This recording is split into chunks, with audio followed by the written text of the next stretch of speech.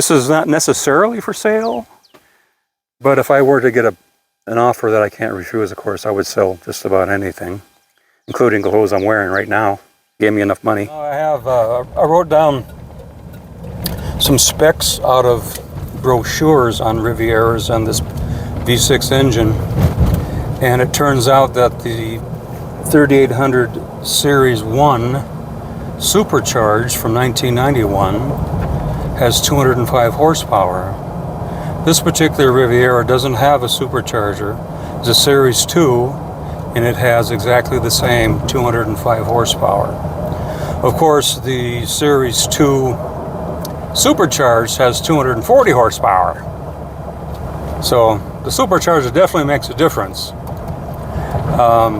And the gear ratio on this car is, for the differentials, 305, and the gear ratio on the supercharged car is 297. Not enough to really make a difference. I mean, it's very nominal difference. And yet, this car at part throttle is actually snappier than the supercharged cars I've had. I've had 396 supercharged Rivieras, and they are faster at wide open throttle, and you know, you want the most performance out of the car.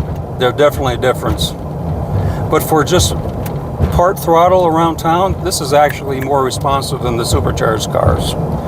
And my theory being, the supercharged cars have a lower static compression ratio than the non-supercharged cars. So unless you actually engage the supercharger on a supercharged car, it's not going to perform as well as a non-supercharged car. Here we got the rain already.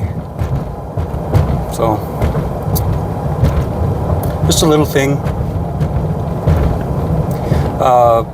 This is a 97 Riviera, and it has every option available, the Prestige package, except for the supercharger. So it's loaded, naturally aspirated Riviera.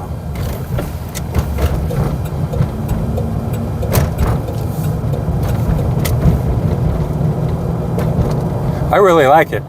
The suspension was improved in 97 over the previous years. And that's probably one of the reasons I like it better. It seems to handle better. Also, it has new shocks and struts, which helps quite a bit. It's going to rain on us. Are we filming? Yep. Okay. I don't know why they call it film, you know. I guess it's film when you touch the lens and it leaves film from your fingers on the lens.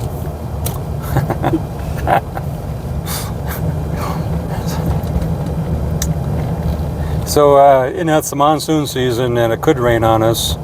We could die from lightning. But this will be like my 76 Cadillac DeVille video. We're out here in the monsoon-like rain. It was 108 degrees today. At least it's cooled down to a nice even 100 now at 3:30 approximately.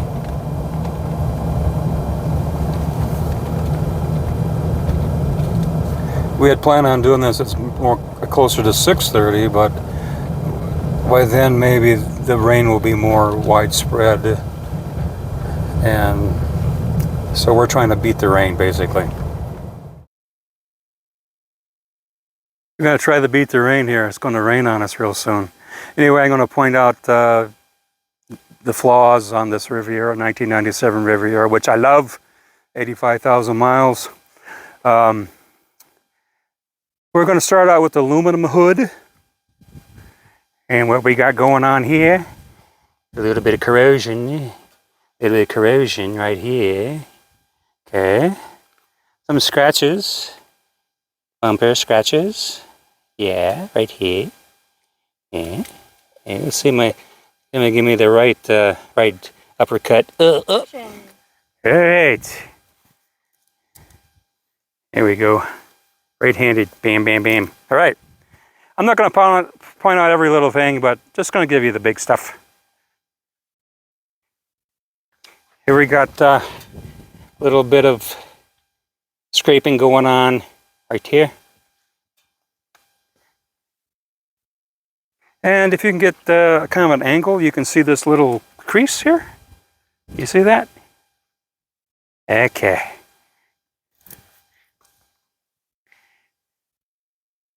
This is what's the color it is? It's kind of a bluish green. Got little marks here on the bumper.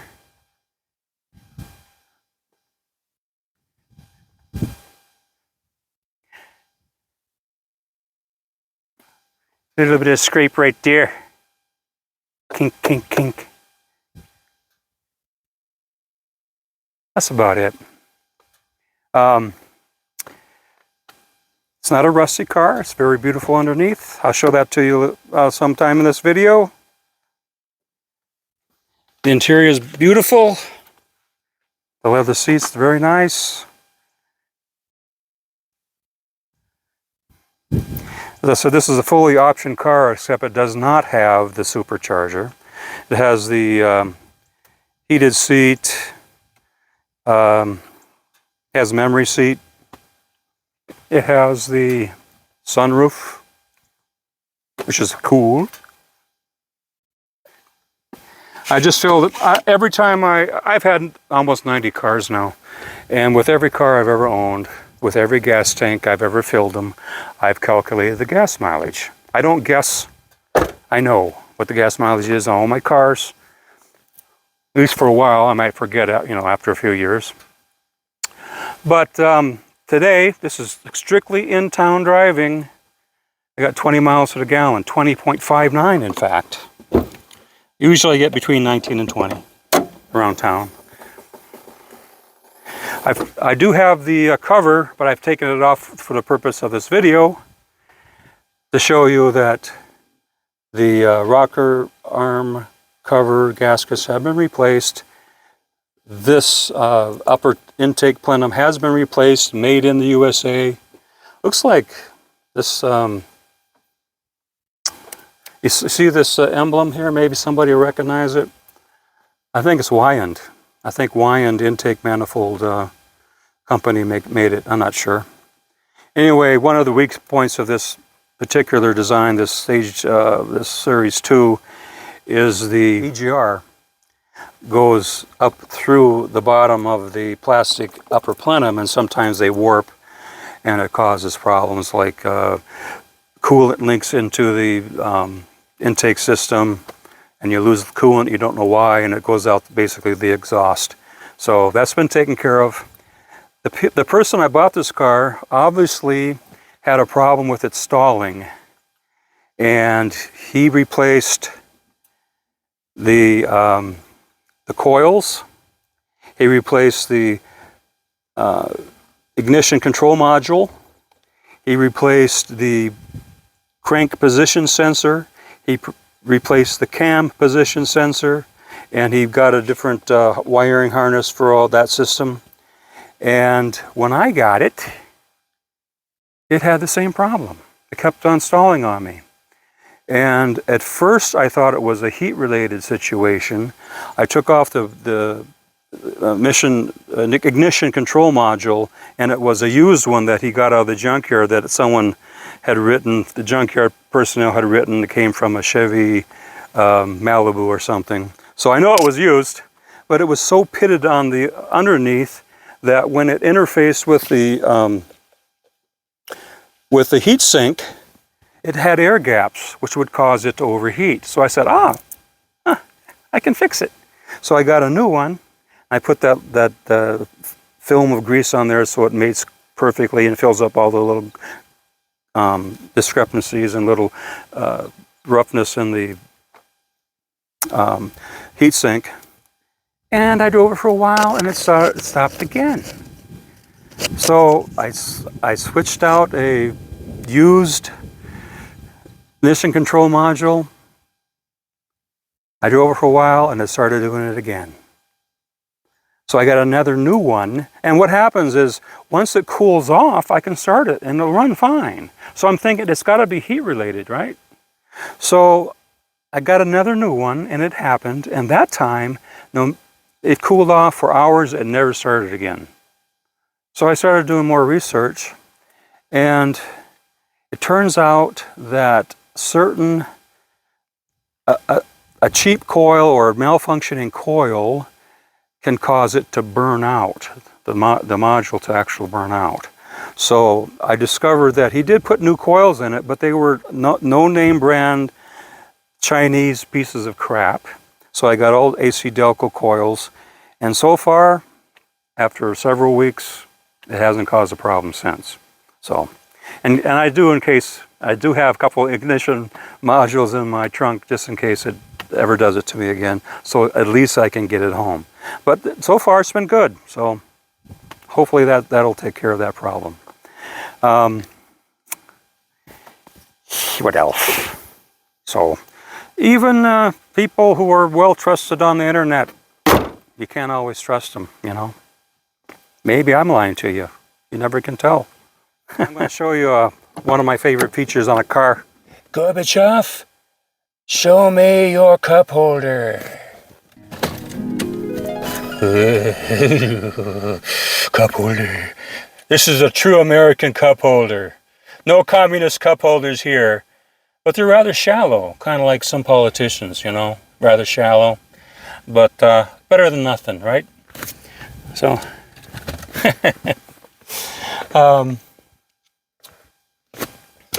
it's got the armrest glove box here. Got the more traditional glove box here, and I have the owner's manual. Like I say, this one rides and handles beautifully. Better than my 96s did. I think it's because of the slightly upgraded suspension they put in 97. I've owned 3 96 supercharged Rivieras. I've owned 4 Auroras, a 98 and 3 99s with the Autobahn package. The Autobahn package gives you a higher numerical differential, which you'd think, oh, Autobahn, you want to go faster. But it causes a quicker launch, and they also take the governor off it, so the top speed is like 130 miles an hour. So I have my guy program my PCMs, and the governor's been taken off this one as well, even though I really don't have any reason to drive more than 100 miles an hour with it. These particular wheels, I don't really care for, well, the chrome wheels option for the Riviera I do like, but the other two I don't care for, so I got these kind of wheels, and I think it looks pretty good on this car. Now the trunk, plenty of room. It's got my wrench there. It's got the got the spare tire and all the tools here, and it's got the tennis net in case 2 little babies want to play, you know, tennis or, you know, maybe badminton in here while their parents are up front. Everything works, including the power antenna. I had that rebuilt, by the way, with steel cable rather than nylon, so it should last for quite some time. One little modification I like to make on these, instead of having that little square knob for the shifter, I put the T-shifters in these. I think it looks pretty good. I did it to my 92 Riviera as well, which you'll see someday. That one only has like 28 or 29,000 miles. Any questions? I don't know. I say we'll be making a video of the undercarriage as well. On the bottom side of the car, you can see a little bit of surface rust here and there. What's really amazing is these gas and brake lines usually really start getting corroded at all these junctions, or these, not really junctions, they're clips to hold them up. And you can see that, there you go. You can see that the gas lines and brake lines and such are in great condition. And you can see the floorboards here. You can see a little bit of surface rust in some of the high spots.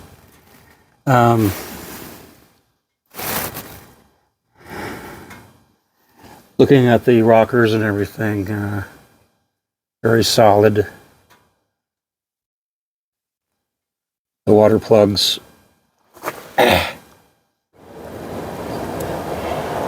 See, there is some rust on the resonator.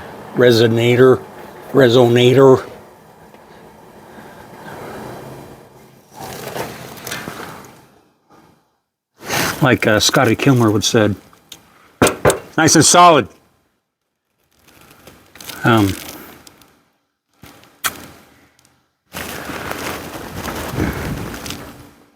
Here's the rear subframe mount, I think. I'm sorry, it's kind of dark out already, and I'm having a hard time here. Let's give you an idea. You know, it's not a rust bucket. Here's the front here a little bit.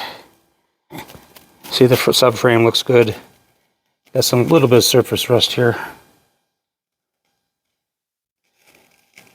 Nice and clean. I changed the transmission filter and topped off the fluid. You almost put, when you on these front wheel drive transaxles, only the torque converter retains the fluid. You almost get the whole thing out, so you get a really good change when you surface a transmission. Maybe get a better shot at, in general, back there, how it looks. Really clean. You can see the paint is in pretty good shape, pretty shiny. So many of these cars I see, both the Auroras and the Rivieras, for some reason, all the clear is peeling off them. This one's not peeling. None of mine have had that problem, so I was lucky. I see a lot. Well, you don't see too many of these on the road, but the few I do see around Tucson, all the paint is peeling, especially off the top. And I think part of that is they take it to the car wash and the brushes kind of screw up the paint. I never take my car to the car wash. Well, I take it to the self-serve where you use a wand and clean it sometimes. But I never use the automated ones that use the brushes and everything, because it just destroys the paint eventually. What else is there? Like my pointer? I kind of got inspired from the guy I bought this from. He always uses a little hand pointer. But I thought this is more fun. I put better speakers in the rear deck. You can't see them, but I did. And the rear deck isn't all that comfortable for babies, but if you can wedge a couple of them in there, you can see that the headrest humps will kind of hold them in place. So it might work out. So, you know, the Minnesotans would be very chipper in the back of the seat here. Got plenty of room, and they can put their babies right behind them, you know. So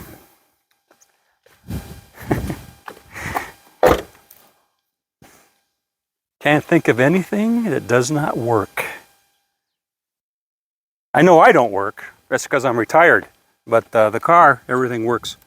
I'm not going to demonstrate everything because you've got to believe me. This is not necessarily for sale, but if I were to get an offer that I can't refuse, of course, I would sell just about anything, including the clothes I'm wearing right now. Give me enough money.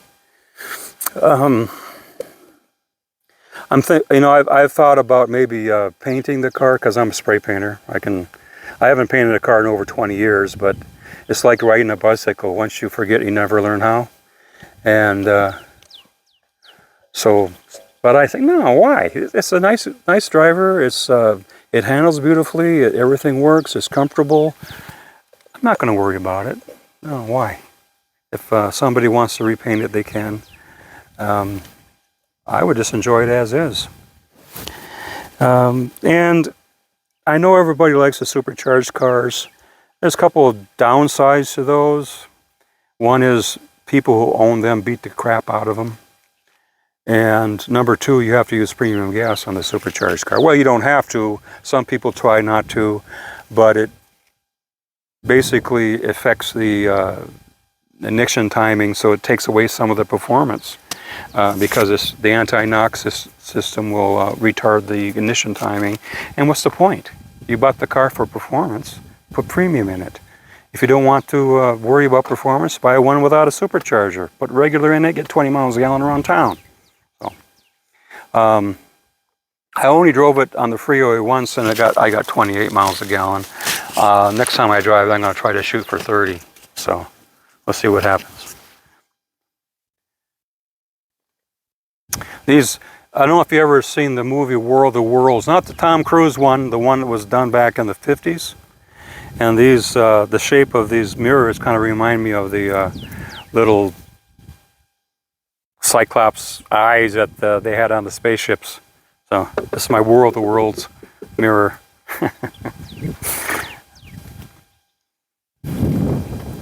The tires are in excellent condition. They're Toyos, which I've always had good luck with. I mentioned on the ride in here that about the horsepower and everything, and I've written some notes that I got out of my brochures. So this is official GM specifications. Talking the Series 1 and the Series 2 3800 only. The supercharged Series 1, first year for that as far as I could determine, was 1992. And then the supercharged Series 1 had 205 horsepower at 4,400 RPM, 260 pounds-feet of torque at 2,600 RPM. Now, in 1994 and 5, the Series 1 boosted the horsepower to 225 at 5,000 RPM. Basically, it gave you a little bit more RPM to get a little bit more horsepower. I'm sure they changed the cam timing or the cam to accomplish that. They also did some internals with the crank, and they improved this engine all along. And almost every iteration is a better version of this 3800. The torque, starting in 1994, is pretty impressive, 275 at 3,200 RPM. In 1996, the Series 2 supercharged became available for the first time with 240 horsepower at 5,200 RPM, a little bit more RPM to get that horsepower, and 280 pounds-feet of torque at the same 3,200 RPM. Going with the naturally aspirated Series 1 from 1991 to 1994, 170 at 4,800 RPM, 225 at 3,200 RPM. And then the 1995 Series 2 naturally aspirated up through, this would be the same specs for the naturally aspirated all the way up to 2005, I believe. 205 horsepower at 5,200 RPM and 230 pounds-feet of torque at 4,000 RPM. That's what we're dealing with here. So if you like your 1992 supercharged at 205 horsepower, you will be just as happy with the 1997 naturally aspirated at the same 205 horsepower. So if you ever drove a LeSabre or a regular Park Avenue from the 2000s, 2000 to 2005, you understand what kind of performance or lack of you would get with this particular engine. Surprisingly, the Riviera is as big, if not bigger, than the Park Avenue as far as its length dimensions. So a lot of people love this body style, and a lot of people really don't care for it. I think it looks like a spaceship, actually. I kind of like it. Another fact, this is about the Aurora, which is basically the same platform. When they first developed the Aurora, they tried to test the strength of the body, and they put it on this jig, a car jig, to try to get the body to fail in some way. And the jig broke. So to get the body to fail, they had to put it on a truck jig to get the body to fail. And the Riviera has the same specifications. Driving the Aurora or these particular Rivieras from this generation is like driving a piece of aluminum tubing that's all one piece and milled, and it just feels like you're in a solid car that's just so quiet and so smooth. That's one of the reasons why I like them. So if you haven't driven one, you might like to give it a try. If you have any questions, just put it in the remarks and I will try to answer them. I usually answer questions, and sometimes I even comment on the comments, depending on how provoked I am, basically. So, anyway, that should do it, I believe. Looks like we beat the rain. Got a couple of sprinkles on the windshield. Going back to my house to take some video of the underneath of the car. The color is teal, which is a bluish green, a greenish blue. I think mostly it looks blue, but if you use your imagination, you can see green in it. I'm not sure how you see it on the video. When I saw it on the video, I think it looks blue. So the headliner and the cloth on the A-pillar and the floor mats are definitely blue, but then the rest of the interior looks like it could have a little bit of green in it. So I don't know. It's kind of like my Calypso green Cadillac, which I'm trying to sell finally. That one is green. It's called Calypso green, but sometimes it looks blue. But this one is so subtle, it's really difficult, I think, to see the green in it. So maybe people with different cones and rods and their eyeballs can see the green more than I can. It's like that when they talk about people point at a color and say that's yellow, and I see yellow. When people show you that's the color yellow, I don't know for sure what color you see. It's just that the color you've been told yellow all your life, you also call yellow, even though we might perceive that color differently. But we both name it the same thing based on what we're told that color is. That's kind of a esoteric, what do you call it, mine in a jar kind of thing. Is this real or simulation? Well, that's kind of plays into that philosophy a little bit. But there's no way that I experience anything exactly the same way you experience it. And that's how, I'm not sure what a woman feels like, so I don't know if I'm a woman or not. Because I really don't know what they feel like, because I don't know what anybody else feels like.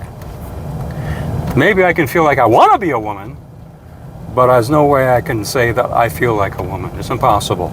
I can't even say I feel like my brother. I can't even say I feel like my dad, because I don't know exactly how he experiences life.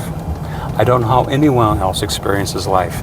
I only know my reality, how I experience life, my perception. And regardless of my perception, reality cannot be altered. Reality is reality. The truth is the truth, and my perception can lie to me, and I'll have no way of knowing it. So that's my philosophy lesson for today. kind of a little bit different than maybe you get taught on a regular basis, but that's how I think about things. Things are a lot easier and simpler than we try to make them sometimes. I like Popeye's attitude. I am what I am, and that's all that I am. It's like, what can I do about it? Not much. That's who I am. So we got a little bit more sprinkles. I can show you that the windshield wiper works a little bit here. See? Told you it worked. And it goes all the way like this. Goes like that. Goes like delay. All of that's working just fine. It's got daytime running lights. They're working. I really like the power windows on these Auroras and Rivieras, and it's probably true of the Sabres and Park Avenues as well, though I've never opened up one of their door panels to see. I know it's not true of the Regal or Century. They have cheap-ass wire type things pulling the windows open. They're junk. But these are right on shafts. These windows, they slide up and down on these shafts, and they're very durable, very precise, and they close up the car rather nicely. You may have noticed that these windows do not have frames. So when you roll down the window and open the door, there's no frame around the door. And I think that shaft that the windows go up and down help seal the window better against the body. So now my Roadmasters all have a scissors type window actuators, and they have little nylon slides that slide in a channel, and those nylon slides break. I've changed so many of those, mostly because my dad and I have had many Roadmasters, and I've had a few Fleetwoods as well, and I never had one where I didn't need to change at least one window. In fact, my daughter has a window right now that needs to be repaired, so I'll be doing that someday. It's no fun. Actually, it's easier on the Fleetwood because the door panel comes off nicer. The door panels are better built on the Fleetwood than the other Roadmaster. In fact, I would say the only beef I have with the Roadmasters are the door panels. They're this junk. But can't have everything. On the flip side of that, the inner fender apron plastic and the knee bolster plastic and a lot of the other plastic on the Roadmaster is a much different type of plastic and much more durable than the very brittle plastic that you find on the Fleetwoods. So apparently they had, of course the part is a little bit different, the molding's different, but apparently the vendors must have been different too because they used completely different plastics.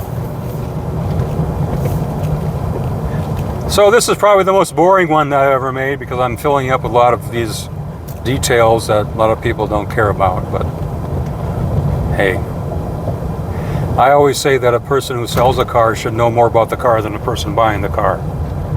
And it turns out a lot of people who sell cars don't know a damn thing about the car they're selling, or they're reinforcing misinformation.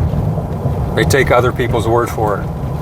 But I've owned enough cars, and I've owned each one long enough to understand them, that I'm speaking from first-hand experience rather than what someone told me. So I know Scotty Kilmer, that's for sure, but I don't own a Toyota, never would. It's like, I don't know, buying a Toyota is kind of like buying a toaster or a microwave oven, you know. Nothing exciting about it. It works. It does what it's supposed to do, but you know, it's like having a cracker without peanut butter on it. So, But Scotty's funny, and he's pretty smart, and he's got a lot more experience than I ever will, even though we're roughly the same age.